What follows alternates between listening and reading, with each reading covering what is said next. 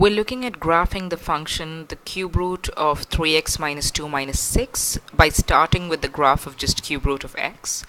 So with any graph transformations, I need to look at 4 different aspects in this order: h, s, r, and v, and each of these mean certain things and tell us what to do with the graph starting with cube root of x.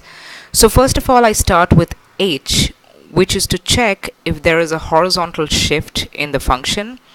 Now, a horizontal shift in the function is given to me by two things.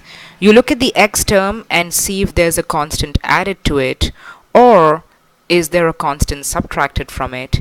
If there's a constant added to the x term, that means you move left, and if there's a constant subtracted from the x term, that means you move right. So in this case, you'll see that there is a negative 2 added to the x term, which means that you're subtracting a constant from x, so you will be moving right, which means that the first thing that you're going to do is you're going to move the graph right by 2 units.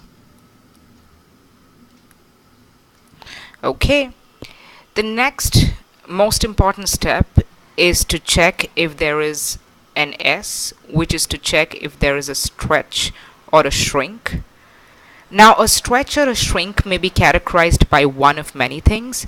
So firstly, you need to check, is there a constant multiplied to the function itself, or is there a constant that's multiplied to the x term? Now, first of all, we can observe this by just looking at the question. You'll see that there's a 3 multiplied to the x. So we're looking at this kind of stretch or shrink, c times x. So I'm just going to mention that this kind of situation lands you in a vertical stretch or shrink, whereas this kind of situation lands you in a horizontal stretch or shrink. And since we have 3 times x, this is precisely the situation we're looking at. So I am going to ignore the vertical case. Now in the horizontal case, there's one of two things that happens. Either you can have c be greater than 1, or you can have c be less than 1. If c is greater than 1, then what happens is, surprisingly, your graph actually shrinks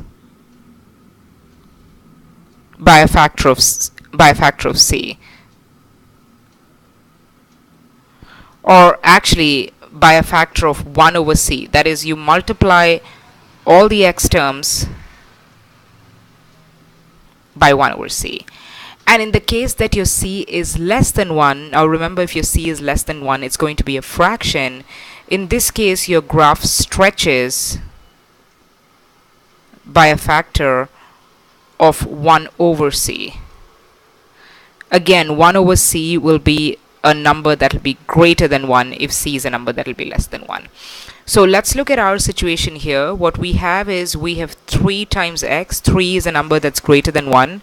So the graph is going to shrink by a factor of c, or by a factor of 1 over c is actually more accurate to say this. So that's what's happening in our stretch or shrinking situation. So the second step that happens is you're going to shrink the graph horizontally by a factor of 1 over 3. So you're going to multiply all the x terms by 1 over 3. Now, step 3 is you're going to check, is there a reflection? Now, a reflection is characterized by two things. Either you have the x have a negative sign in front of it, or you have the function itself have a negative sign in front of it. In the case of a negative x, you have the graph flip over the y-axis, and in the case of a negative f of x, you have the graph flip over the x-axis, or reflect over, as we can call it. But in this case, you'll see that you neither have a negative x or a negative f of x, so there is no reflection that happens whatsoever. Now lastly, we want to check if there's a vertical shift. A vertical shift is characterized by one of two things. You can either have the function itself have a number added to it, or the function have a number subtracted from it. In case there's a constant added to the number, you move up, and if there's a constant subtracted from the number, you move down. And in this case, you'll see that you have a negative 6, so you have f of x minus c. So in this case, you're looking at moving down. So step 3 in this situation is you're going to move the graph down by, since it's negative 6, by 6 units.